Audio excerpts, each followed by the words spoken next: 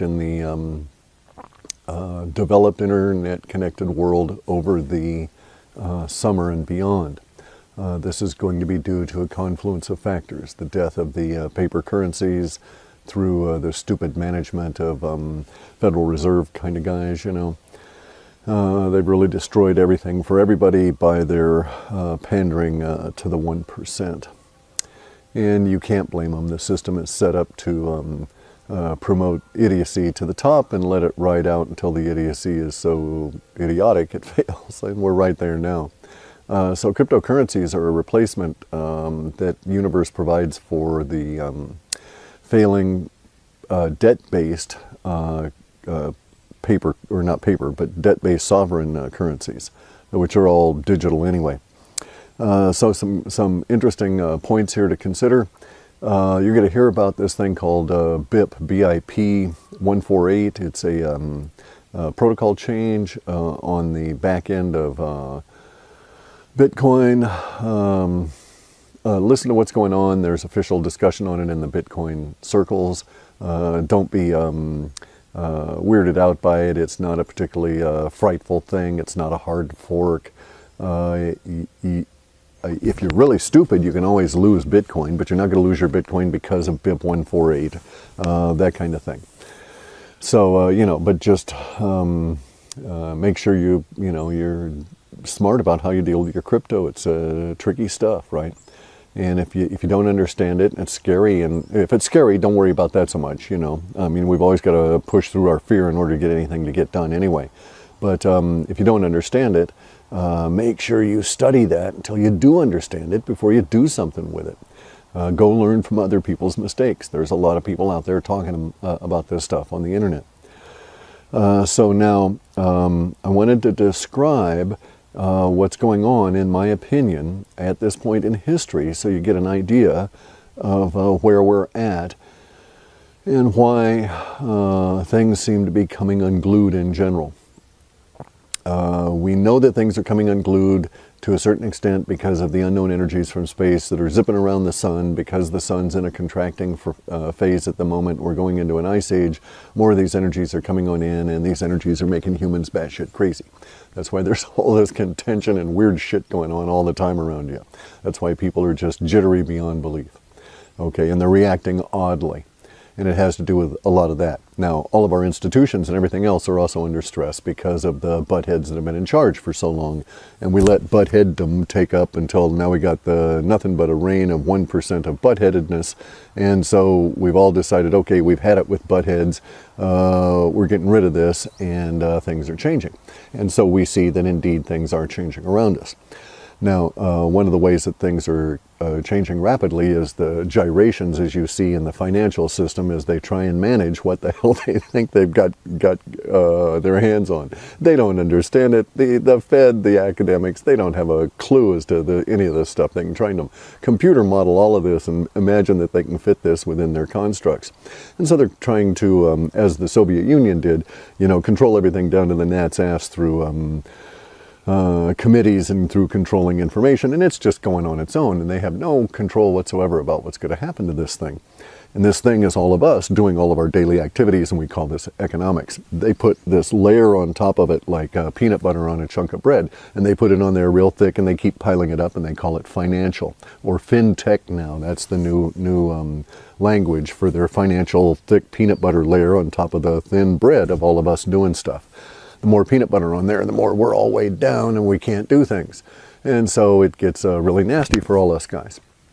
At some point, all of us guys that are the bread say, hey, enough of this. I don't want no more peanut butter. I'm not going to have it. We're there now. This happened to relatives of ours, okay? Mine in particular, because my people, my mother's people come from France, by way of the, France and Portugal by way of the Azores and pirate ships, I swear to you. It's a long and weird story, but they're French back there, okay?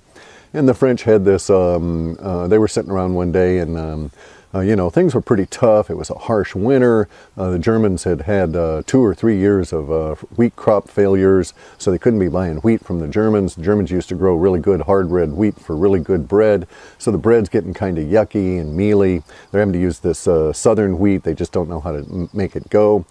And, you know, things just are not going good for the French. And their money is just not worth shit. I mean, you know, there's all this stuff going on and political, and there's this new thing called the Industrial Revolution coming on up, and it's causing problems and disruption. And everybody is just not doing well. And so one day, you know, they go and open up their doors and go outside in the streets, and they decide, okay, we're going to have a French Revolution. Or we're going to have a revolution and we're French, so we'll call it the French Revolution. And that's what they did. And they went and they got all the butt heads in charge and off with their heads, which was a good solution. That got rid of all the butt heads. But, you know, you had a new crop that came up that weren't butt heads. These guys were avaricious psychopaths and sociopaths that took advantage of the mob mentality. So you got to watch out for that. You know, universe doesn't let you have it easy. And so that's where we're at now, not having it easy. So just like our relatives, just like my relatives back in France, who one day opened up the door and saw everybody going past them and wondering what the hell's happening. And, oh my God, it's a revolution. Well, hey Ma, let me have my pitchfork. And so, you know, there you go, right? And up there's Bastille Day and all that, right? And so it's going to get hot this summer. Now the communistas, the wannabe Bolsheviks, the kids in the ninja suits, they're not going to make it. You know, I've got problems. I've got things to say about what they're doing, but they've got real issues, which we'll get into later on with a side little story here. Okay, but at the moment, let's talk about get back to the cryptos and talk about those. Historically, we're right at the edge. We might as well be in the French Revolution. We've got a failing food supply due to weather conditions we don't understand. We're in a giant mass extinction. We got buttheads in charge, degrading the money down to nothing. And we've got strange-ass UFOs popping up all over and all kinds of things going along in the woo-woo world. All this stuff happening all at once. And universe decides, okay, I like humans, I'd better give them something. So universe sends a thought into the head of this guy, and his name is Satoshi Nakamoto, and we have cryptos. And so cryptos are an interesting idea because it takes away the capacity of a few small number of people to control the money system, which is our way of exchanging energy between each other. And why the hell is the Federal Reserve, Janet Yellen, messing in my energy exchange between myself and my Safeway store, right? Or my local food co-op? You know, why are they intruding in there and taking a slice of everything I do? Why are they degrading the exchange I have with these people? We don't need them. And so we're pitching them out. And at one of these historical turning points, you know, we could call this a global revolution, because we're not all French anymore. And so we might all want to be French. A lot of people do want to be French, but we'll just call this a global revolution. And this global revolution is, all revolutions are about money. I don't care where you go.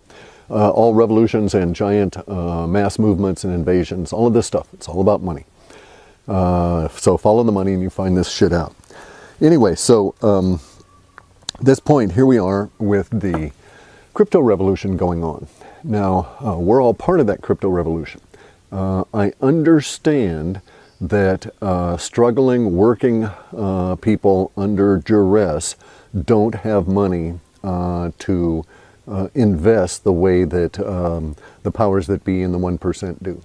And this is indeed that particular opportunity in time for everybody that has the capacity to educate themselves about cryptocurrencies and make a shift before the system collapses and they're forced to make a shift.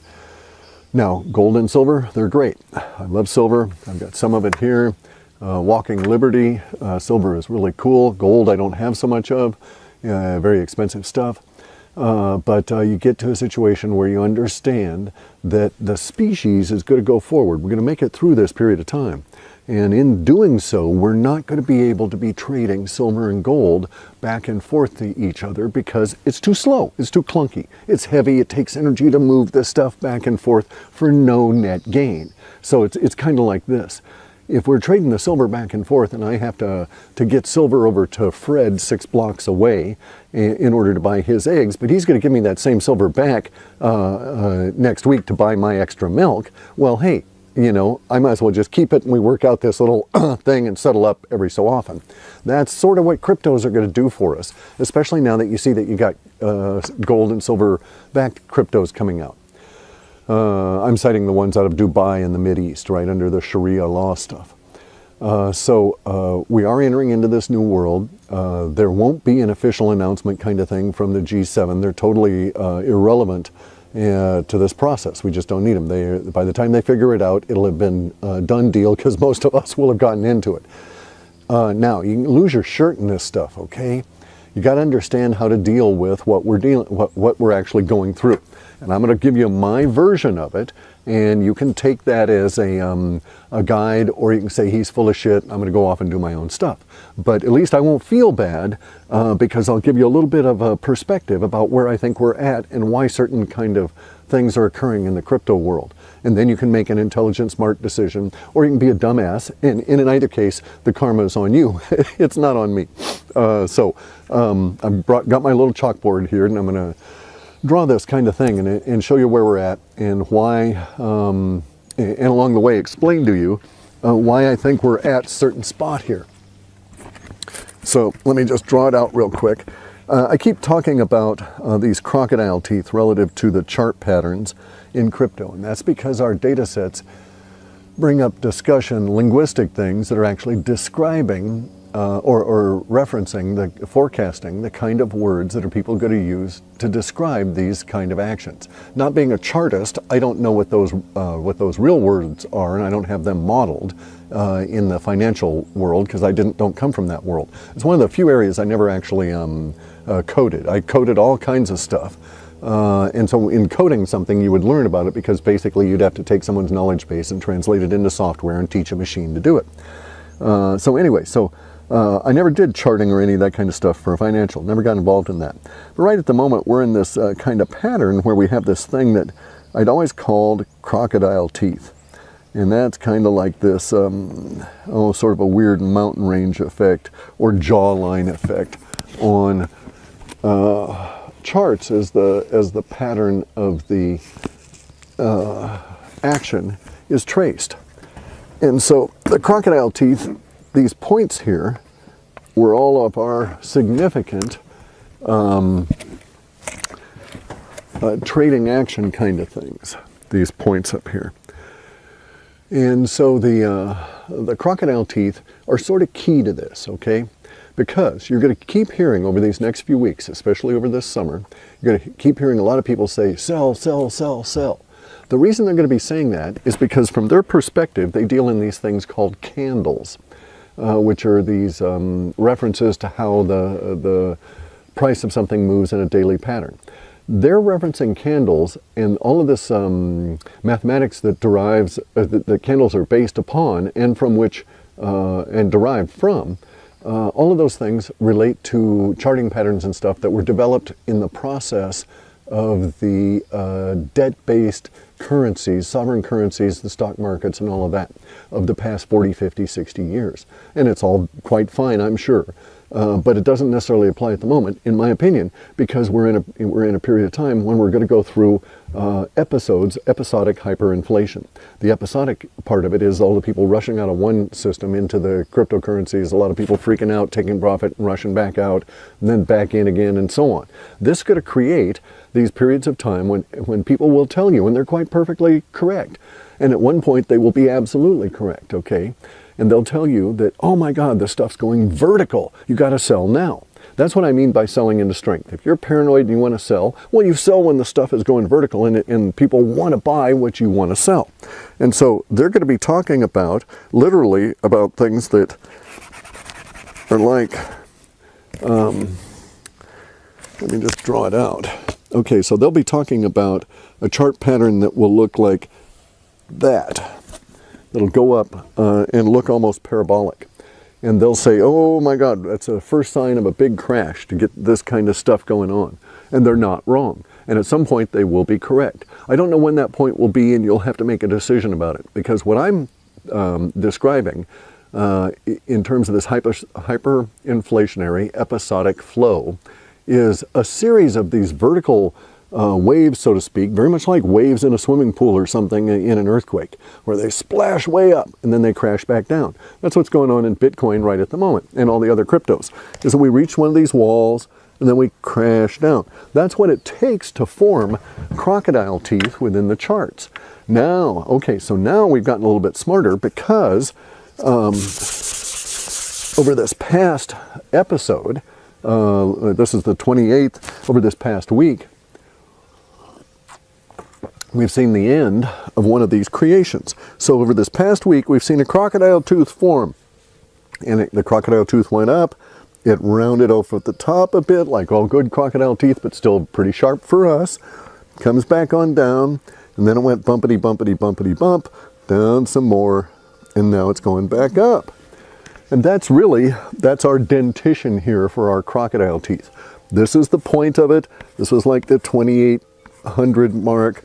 This little bumpity bump business, that was like 2300, which kudos for me. We saw that in the data. I just didn't understand what I was looking at. And then the bumpity bump part here, this is our duration of the recovery period or consolidation or whatever. And then this here is our secondary fall, and then there's the gap, and now we're back up. Now, the thing is that each and every time we have this happen, we're going to form another one of these crocodile teeth. And so this vertical wall will cause our problems. Okay, miracle of editing, and we're right back around past the failing battery. Okay, so we're talking about dentition for crocodiles here as it relates to cryptos, all from a guy who's known woo-woo guy. So don't take any of this stuff seriously. We don't know what we're doing. We're just making it up as we go along. So there's your disclaimer. No financial advice here. Now, what I actually do think is going on is that these individual crocodile teeth here are these little spikes that we're seeing ascend that were described in our data like this, as though the jaws, the jawline of a crocodile. And this jawline of the crocodile goes out some distance. What the hyperinflationary event is giant stolen wealth of the 1% trying to go out and go into cryptocurrencies. And so the giant stolen wealth of the 1% is going to take years, decades to get into these cryptos. They can't just shove it in there, or instantly you'd have Bitcoin be worth, $10 million or something. Who knows?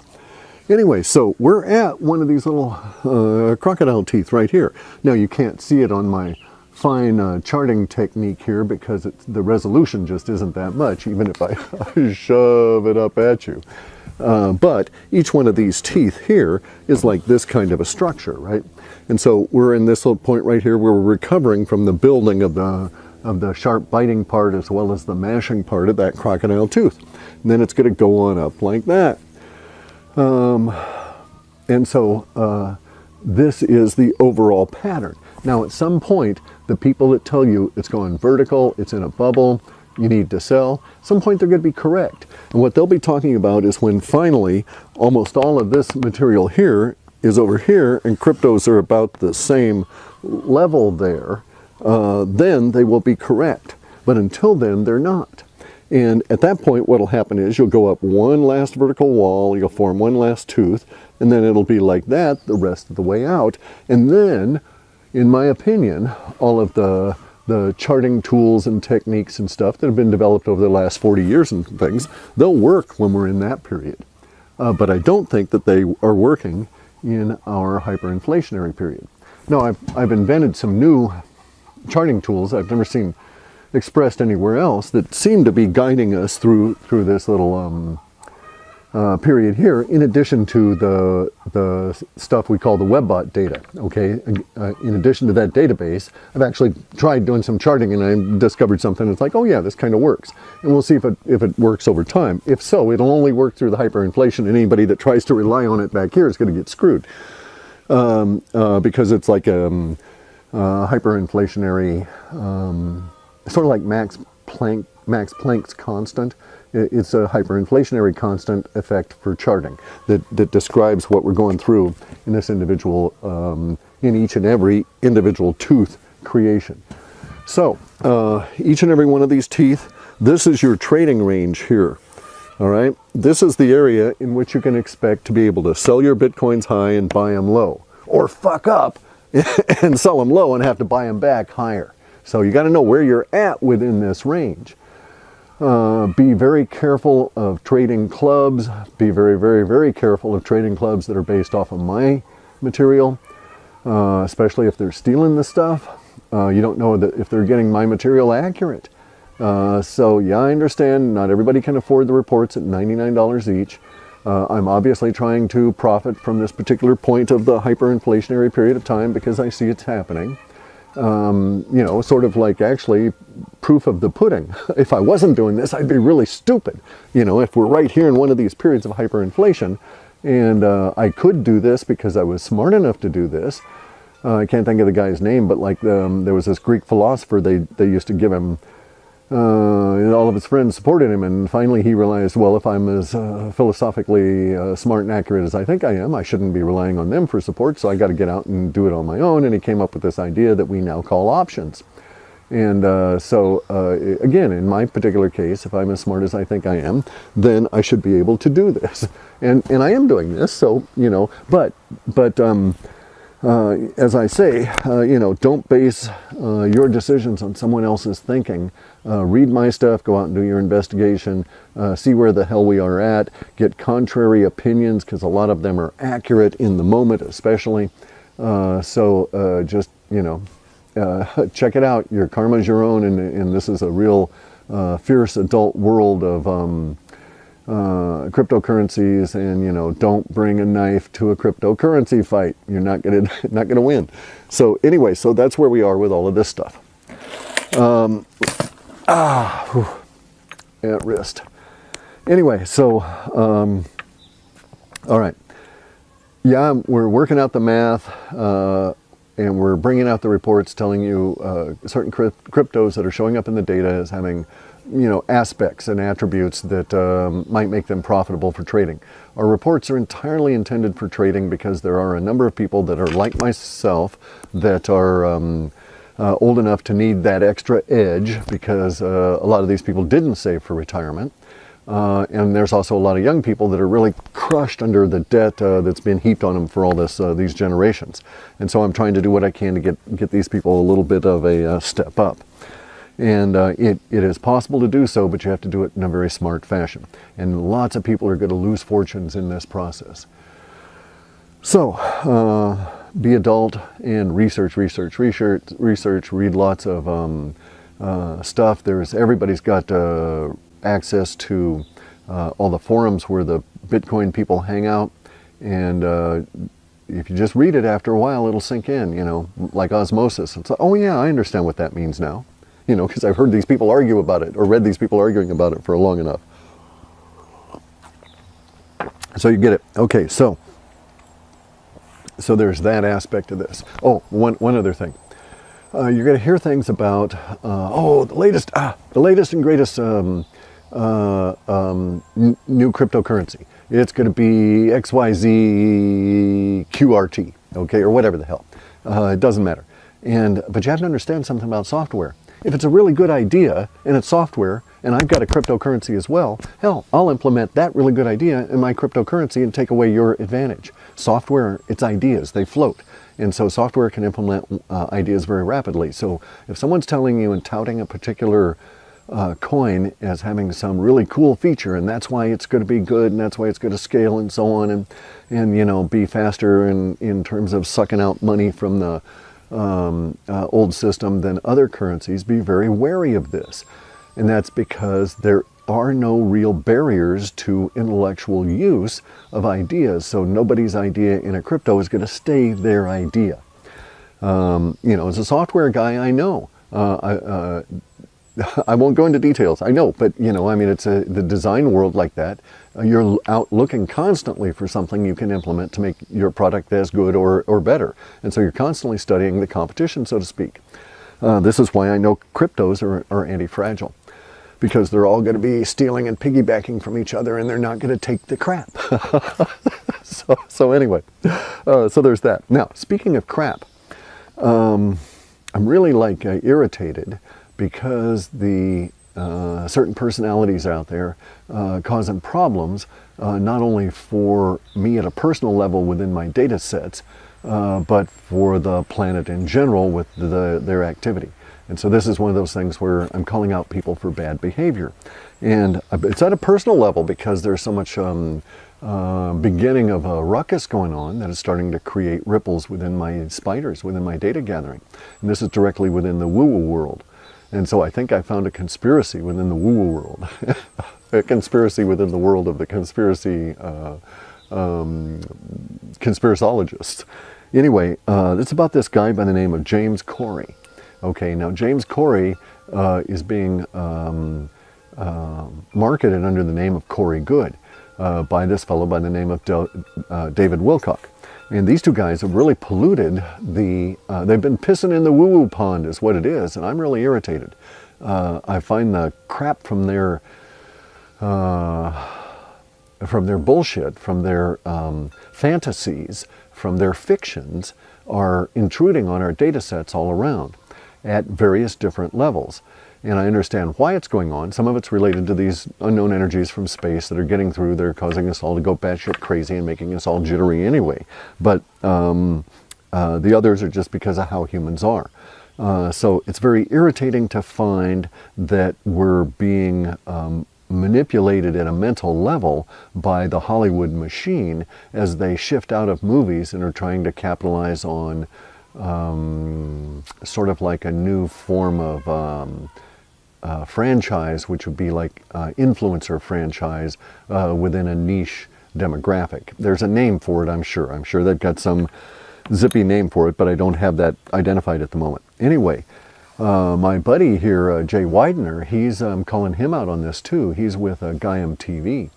And he's responsible as well, putting these two bozos on and giving them unfettered, unrestricted, and politically correct access to a broadcast media with some level of authority, if you will, from the corporation viewpoint, because of this Gaiam TV's, you know, they've got big money and they look like they're a slick production. Well, they are. They're a slick production. Jay does good work. I mean, there's no question about that. And so Jay's work itself, the fact that he's able to produce so well is really what I'm bitching at. Jay, if you were worse at this, they wouldn't be such a problem. But Jay's good at this, and you know, and David Wilcock and Corey Good have gotten a lot of credibility, and Corey Good's full of shit. Bill Ryan has called Corey Good a pathological liar, and there's reports out there by dark journalists, and they basically put Good as a liar who's being who's fodder for a marketing and harvesting machine.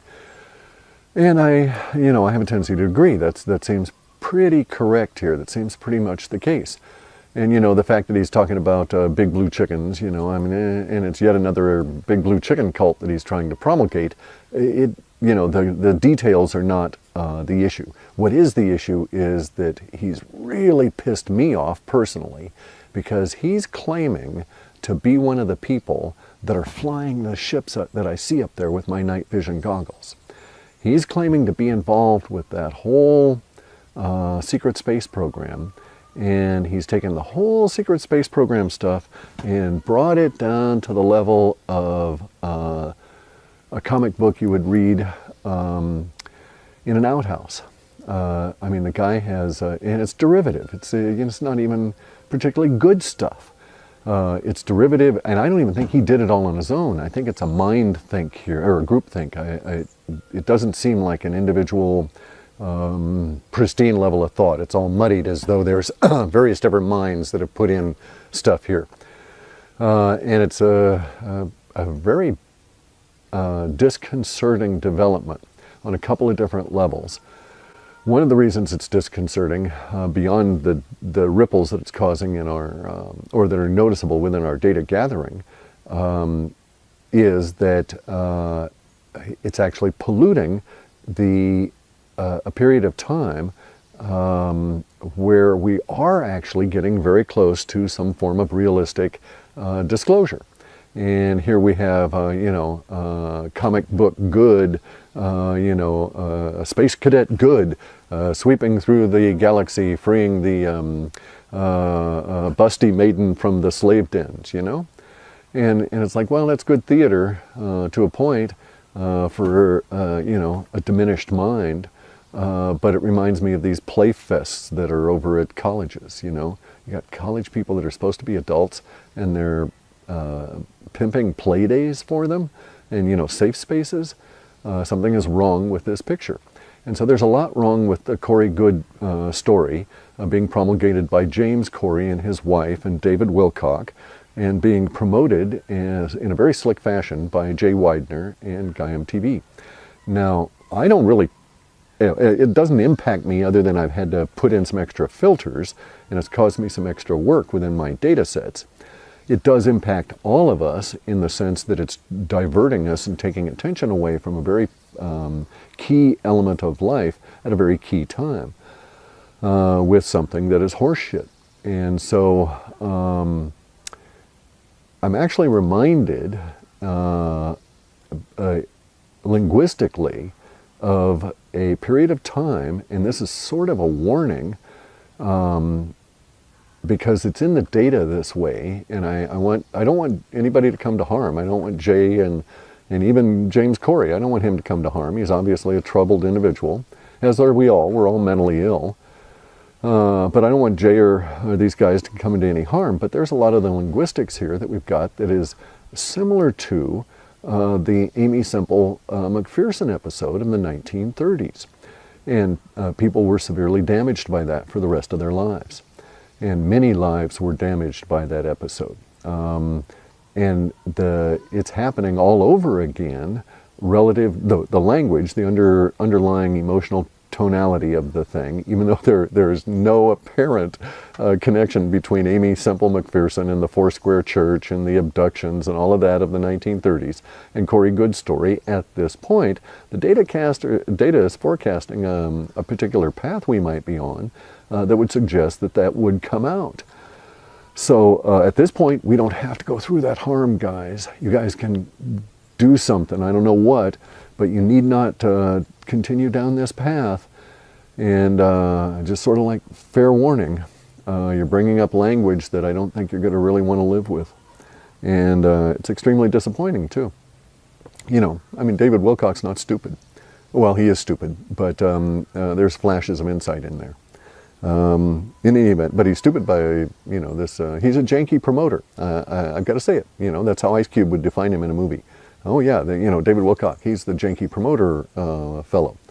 And Jay Weidner he's the guy in the background, you know, he's not the money man, I mean, but he's manipulating for the money man. So he isn't Mr. Big Warbucks. But that's that's the kind of world we're dealing with here.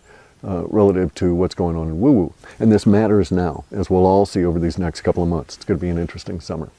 So that's it, guys. Watch out for the crocodile teeth if you're into trading. Watch out for trading clubs that are based on my data, especially because I don't know that they're getting it accurately or interpreting it accurately or know what the hell they're doing. So I'm not warranting any of them. And if you're not reading my stuff right off of my site, you don't know you're getting it accurately. And we've already had instances, especially with people taking the material and translating it into other languages where they really bollocksed it up. So be real careful. I'm not responsible for your stupidity in how you deal with the cryptos, nor am I responsible for your success. So don't ever try and give that to me either. The only thing I might be responsible for is a little tiny pinprick in your consciousness of awareness about the cryptos at a particular time. Anyway, best of luck to all of us. You know, somebody should go give Corey Goode and David Wilcock and Jay Weidner a kick in the ass. I'm old enough and I'd do it. I don't care how big Corey is. Or David Wilcock. He's added a few pounds. He's a little, he says he's beefing up. And that'd be fine, you know. If they're really offended, I'd love to have them come to Olympia, Washington, because I don't travel much. Once the EM50 is available, maybe I will. And if they'd ever like to, you know, in Washington State, it's safe, right? I can invite people to come to Washington State to actually have combat with me because we're a personal combat state. So if I've offended Jay Weidner or if I've offended David Wilcock or if I've offended Corey Goode and they wish to take it out and approach me physically, come to Washington. We've got my Aikido dojo downtown and they'd be